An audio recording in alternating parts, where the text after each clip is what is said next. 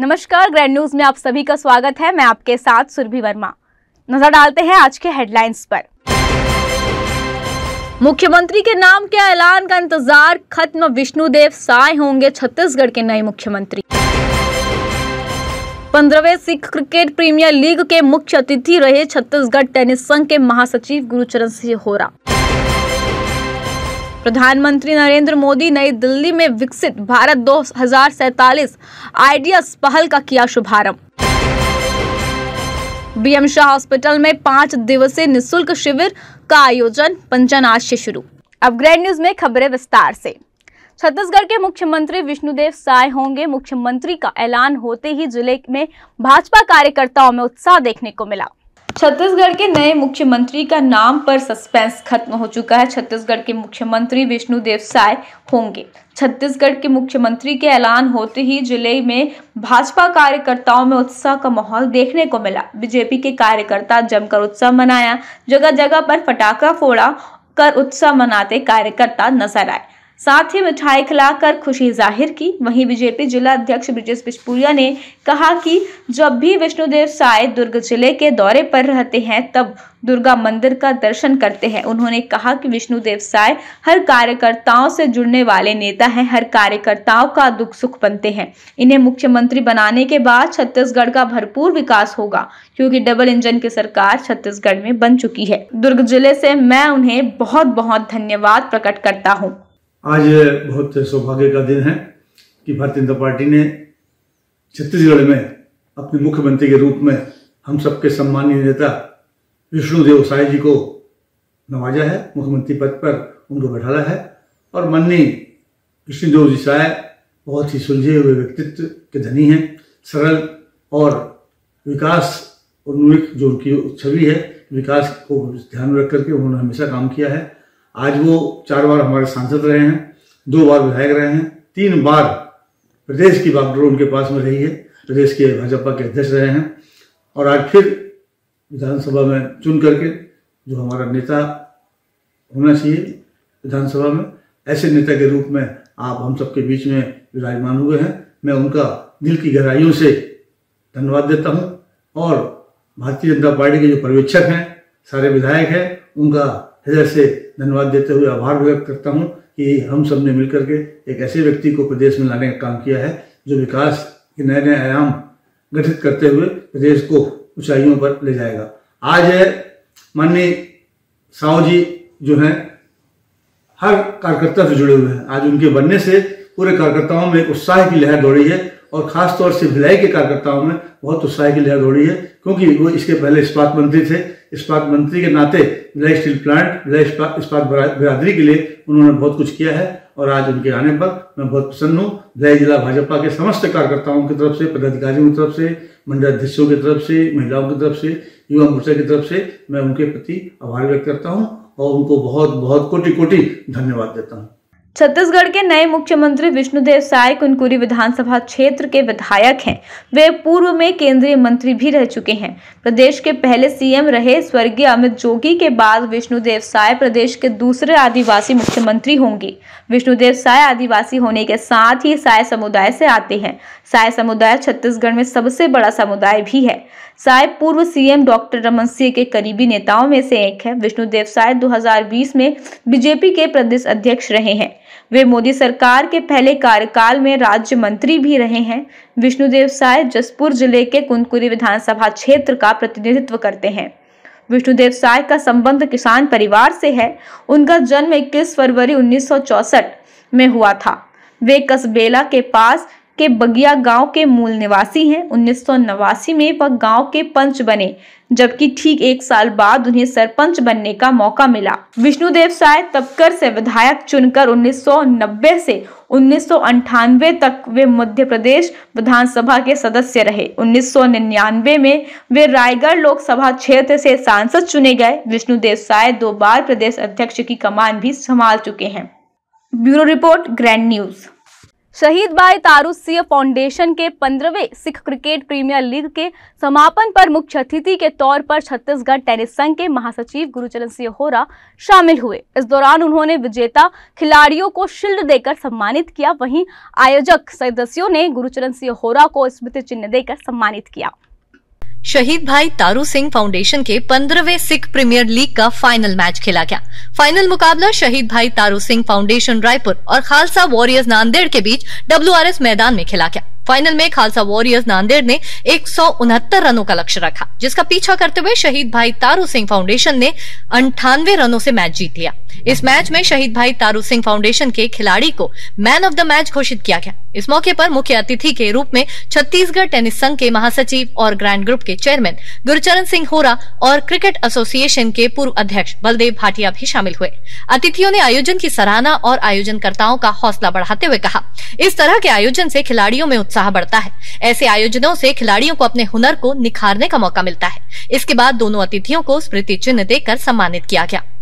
Chhattisgarh premiere league का 15 साल से लगातार आयोजन हो रहा है। सिख समाज की अनूठी पहल और पूरे देश से खिलाड़ी आते हैं। बहुत अच्छा आयोजन और मैं इस अवसर पे शहीद तारू सिंह कमेटी को बहुत बहुत बधाई देता हूँ। सिख कौम में भाई तारू सिंह फाउंडेशन का एक बहुत बड़ा काम है। जिस तरीके से इंडिया लेवल का ये टूर्नामेंट सिख बच्चों को जो पूर्ण सिख है उनका कराया जाता है, इस लेवल के जो टूर्नामेंट है वो रायपुर जैसी जगह में होना नेशनल लेवल का ये बड़ा फ़ख्र का विषय है। और इसमें से हमारे काफ़ी बच्चे निकलते हैं जो आगे डिस्ट्रिक्ट्स में और ओलंपिक में और अपना रणजी ट्रॉफी में आगे खेलने जा रहे हैं। और काफ़ी बच्चे इन्होंने डेवलप किए हैं और पैदा किए हैं।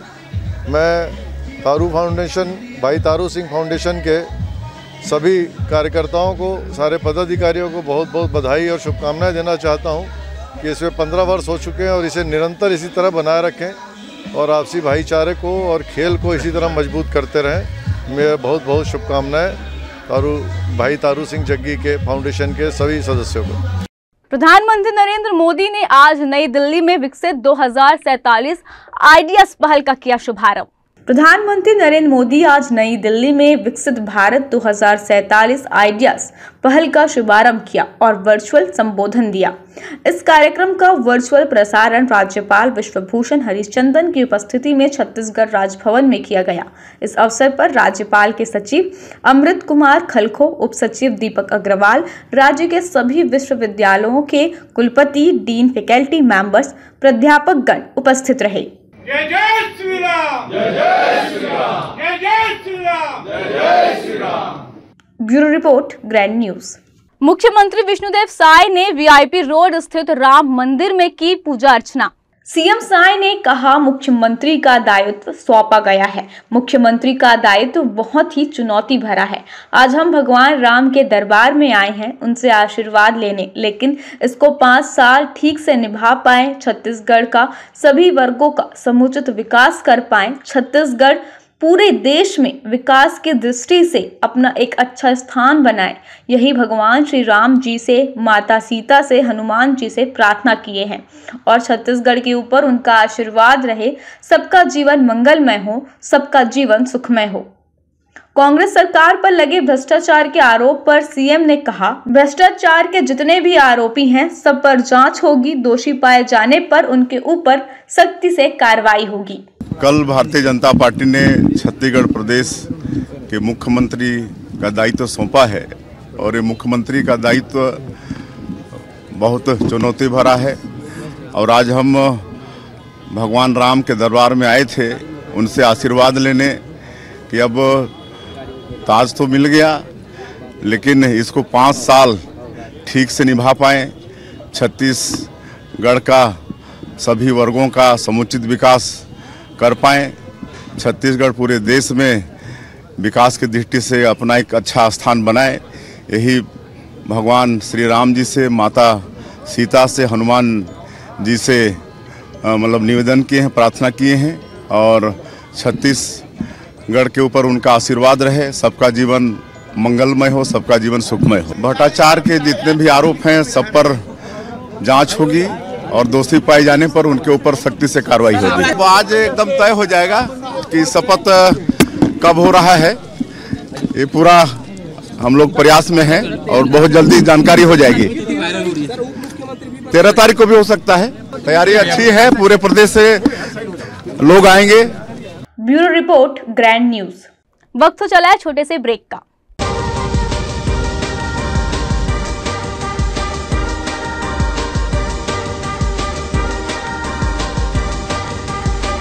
In today's busy life, you cannot afford to take time out for everything to be perfect for your marriage.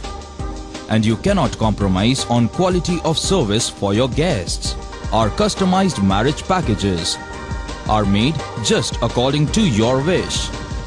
This presentation will acquaint you with the different luxury packed marriage packages available. This package has an elaborate menu with 60 mouth-watering items. Bharat Swagat including welcome drink, snacks and sweets.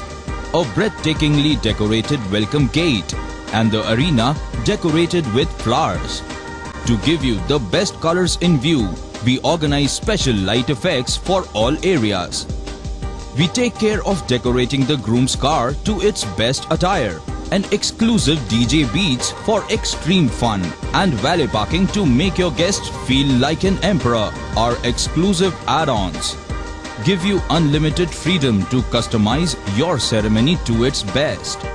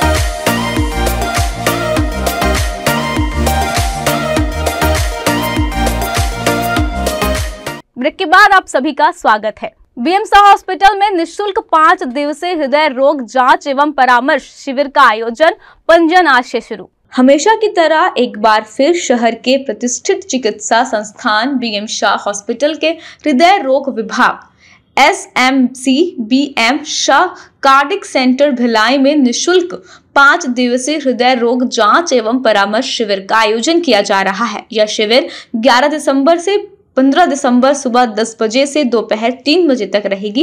इस शिविर में doctor गौरव जैन हृदय रोग विशेषज्ञ अपनी सेवाएं निःशुल्क प्रदान करेंगे तथा निःशुल्क परामर्श के साथ BP ECG भी निःशुल्क रखी गई है।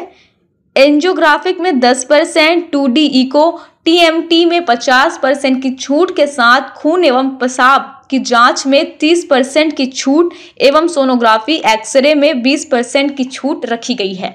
हमारे हॉस्पिटल बीएम शाह हॉस्पिटल में निःशुल्क शिविर का आयोजन किया गया है, जिसमें डॉक्टर गौरव जैन कार्डियोलॉजिस्ट हमारे 11 से 15 तारीख तक निःशुल्क अपनी सेवाएं देंगे, जिसमें ECG फ्री रखा गया है, BP शुगर की जांचें फ्री हैं, इको एवं TMT में 50% की छूट रखी गई है, रेडियोलॉजी जैसे USG एक्सरे में 20% की छूट रखी गई है। मेरा आप सभी लोग से निवेदन है इस शिविर का ज्यादा से ज्यादा लोग इसमें लाभ उठा सकें। हमारे जो अभी ये ठंड का समय है, जो वेदर होता है, इस समय कार्डियक जो नसें होती हैं सभी एज मिनिमम एज के बाद एक मैक्सिमम एज के बाद नसें जो होती हैं सिकुड़ती हैं, उसमें कार्डियक पेशेंट हमारे सामने निकल के आते हैं। जैसे कि किसी के पेशेंट के मरीज के हाथ का दर्द होना, सीने में दर्द होना, उससे हम ECG के थ्रू हम ये एसेस कर लेते हैं कि मतलब आगे चल के कोई मरीज को कोई मेजर समस्या ना हो। क्या कब से लगने वाला है ये शिविर? सोमवार से शुक्रवार तक है और सुबह 10 से 3 तक ये शिविर चल रहा है। क्या शिविर है सर? ये शिविर हृदय रोगियों के लिए है, तो जिस किसी भी मरीज को चलने में सांस फूलना या सीढ़ी चढ़ने में सांस फूलना या छाती में भारीपन लगना या उच्च रक्तचाप या फिर हृदय की धमनियों में रुकावट या ब्लॉकेज है, या और किसी बच्चों में सांस फूलना या नीलापन आना, तो इस प्रकार की किसी को भी तकलीफ है तो निःशुल्क हृदय रोग परामर्श के लिए यहाँ पे आ सकता है। अस्पताल में परामर्श ईसीजी निःशुल्क किया जा रहा है, बीपी की जांच निःशुल्क की जा रही है, इको टीएमटी में 50% की छूट है, एंजियोग्राफी में 10% डिस्काउंट है और अन्य ब्लड टेस्ट में भी 30% की छूट दी जा रही है। जिस किसी को भी ये जो सिम्टम्स मैंने बताए हैं वो आ रहे हैं या उनके फैमिली मेंबर्स को भी या जान पहचान वालों को भी है, तो यहाँ पे परामर्श के लिए, निःशुल्क परामर्श के लिए यहाँ पे आ सकते हैं। यहाँ पे सारी सुविधाएं उपलब्ध है, एंजियोप्लास्टी, बाईपास या कोई भी हार्ट की जितनी भी सर्जरी या फिर जो बिना सर्जरी के जिस किसी व्यक्ति को भी लगता है कि एंजियोग्राफी की जरूरत है, उसको 10% एंजियोग्राफी में छूट मिलेगी। एंजियोग्राफी में अगर कुछ ब्लॉकेज निकलता है या फिर आगे कुछ और प्रोसीजर का जरूरत है जैसे एंजियोप्लास्टी या बाईपास सर्जरी, तो उसकी भी सुविधा यहाँ पे उपलब्ध है। Bureau report, grand news. Foxy संगठन के द्वारा कॉस्मेटिक और एस्थेटिक गायनोलॉजी के विषय में हुआ वर्कशॉप, पुणे धनबाद की गायनिक हुए शामिल। भिलाई में फॉक्सी संगठन के द्वारा वर्कशॉप रखा गया, जिसमें भारत के अलग अलग कोने से गायनिक डॉक्टर्स ने भाग लिया। फॉक्सी एक संगठन है जो कि भारत के अलग अलग कोने से लगभग 40,000 से ज्यादा गायनोकोलॉजिस्ट का संगठन है। उसकी अलग अलग कमेटी है, उसमें से एक कमेटी जो कि सेक्सुअल हेल्थ के बारे में काम करती है। कार्यशाला में एस्थेटिक गायनिक या फिर बोलचाल की भाषा में कॉस्मेटिक गायनिक यानी किसी भी चीज को सुंदर बनाना। कार्यशाला में महिलाओं से संबंधित कई परेशानियों का इलाज बताया गया। उम्र के साथ साथ और रिपीटेड डिलीवरी के बाद महिलाओं में बहुत सी कमियां आ जाती है, न सिर्फ सुंदरता में बल्कि उनके फंक्शनिंग में भी, जिससे वे नाखुश व उदास रहने लगती है। वर्कशॉप में इन सबके लिए सर्जरी बताई गई है, जिससे बॉडी स्ट्रक्चर में कैसे सुधार लाए और जीवन शैली में कैसे सुधार ला सके। भारत के अलग अलग कोने से 50 से 60 गायनिक मौजूद थे, जिन्होंने एक एक करके अपनी प्रस्तुति दी और अपने टॉपिक में बात रखी। वर्कशॉप का आयोजन association of obstetrics and gynaecological society of Bhilai की प्रेसिडेंट डॉक्टर संगीता सिन्हा और सेक्रेटरी डॉक्टर कीर्ति कौरा के द्वारा किया गया। तो आज 10 दिसंबर को हम लोगों ने cosmetic aesthetic gynaecology and cosmetic gynaecology and aesthetic gynaecology, इसमें बहुत सारी आपके जो सर्जरी होती है के मेकओवर या उसको ज्यादा रिलैक्स इनकॉन्टिनेंस किसी का डिलीवरी के बाद प्रॉब्लम्स होती है, उसको लेकर तो आज ये जो कार्यशाला है ये उसी संदर्भ में आरती और the normal nucleus are in between. Please that neoplastogenesis is also there. Fibrogenesis is there so that elastic tissues are formed and the elasticity is maintained. The wall thickness improves a bit. And because we are not disrupting the whole of the mucosa or the skin in the mucosa, so healing is faster and the better, and there is least chances of scarring. So the neocollagenesis is the main thing that it leads to, and how it does, it creates a microthermal to the light, the wavelength of light. तो आज की कार्यशाला का मकसद यही था कि हम अपने गायनेकोलॉजिस्ट और हमारे बहुत सारे डर्मेटोलॉजिस्ट जो कि स्किन पे काम करते हैं, डॉक्टर पूजा पाटिल, उज्ज्वला, बहुत सारे डॉक्टर, तो इनको ये मैसेज देना कि कॉस्मेटिक एंड एस्थेटिक गायनेकोलॉजी ये न्यू ब्रांच में इमर्ज और इसमें बहुत सारी ऐसी चीजें हैं जो कि मेनोपॉजल लेडी को हेल्प कर सकती हैं, डिलीवरीज के बाद के प्रॉब्लम्स को हेल्प कर सकती हैं। और ये कार्यशाला काफी सक्सेसफुल रही और इसके लिए मैं सारे फैकल्टीज और डेलीगेट्स को धन्यवाद करना चाहती हूँ, खासकर ग्रैंड धन्यवाद बोलना चाहती हूँ। और ये मैसेज मैं चाहती हूँ कि आप पहुँचाएं कि दिस इज अपकमिंग ब्रांच जो बहुत ही helpful. Thank you doctor Sangeeta Sinha, constitution फॉक्सी। Not afford these times because people are using a little bit costly because of the throats. It becomes a costly effect, so we can always combine also and make a tailor-made pain treatment for patients. Yeah, absolutely correct, said ma'am. So it is not like if you are using the energy-based devices, just only go for the energy-based devices.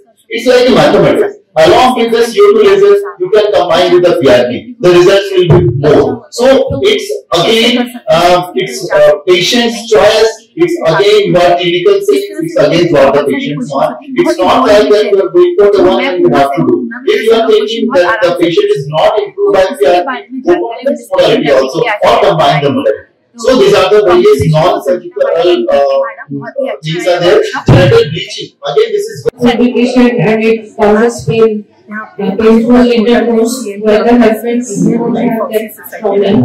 So again, that causes a relationship problem. They are also, this is very helpful. Most importantly is the incidence and confidence of women, which is again very menopausal age. We need to improve the quality of life. So these are the main things I Dhanbad से आए हैं, doctor Reena से आई हैं, doctor पूजा रायपुर से So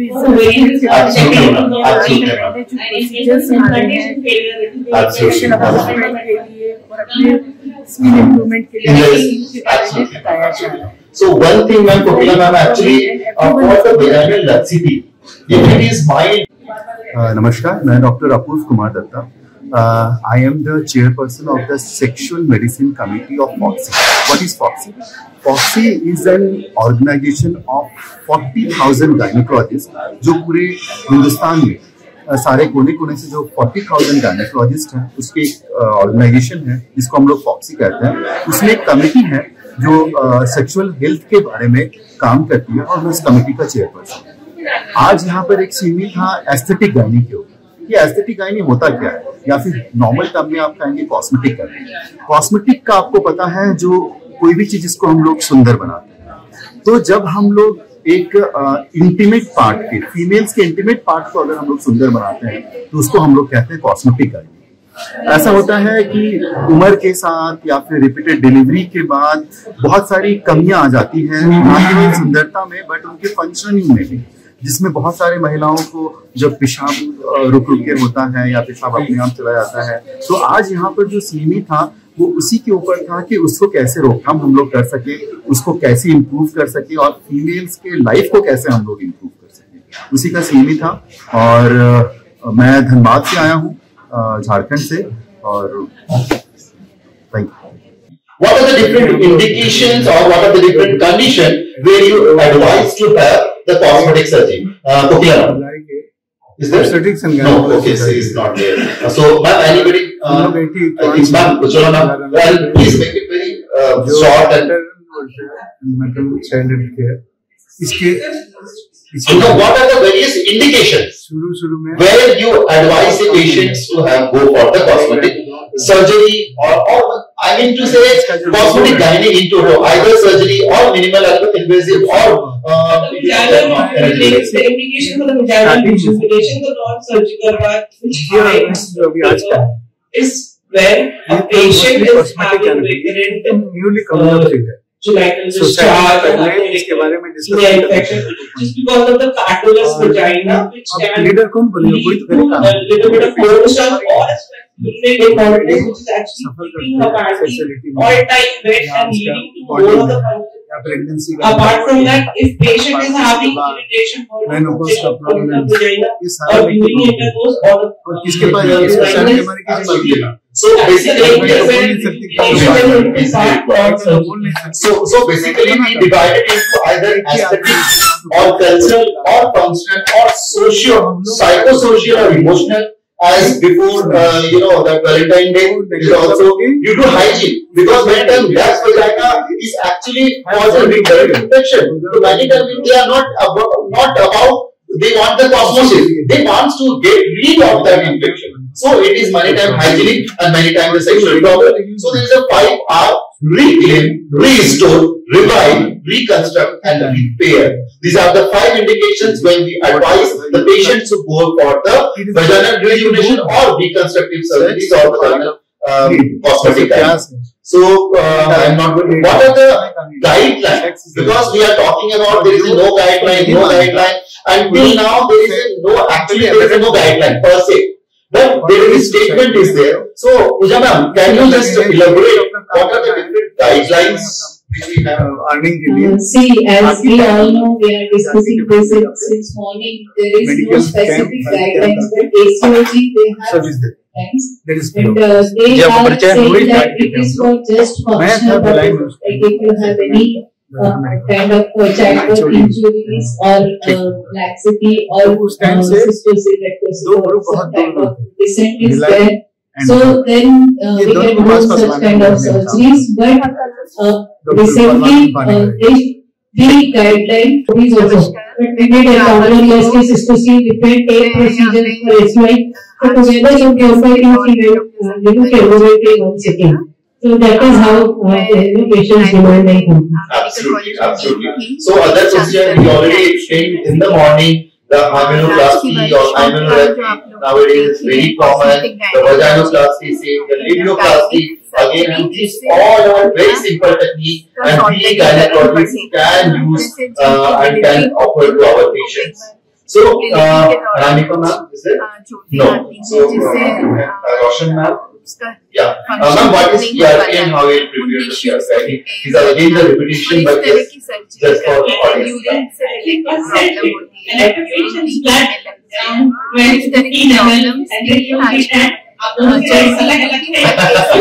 surgery नहीं करना पड़ेगा।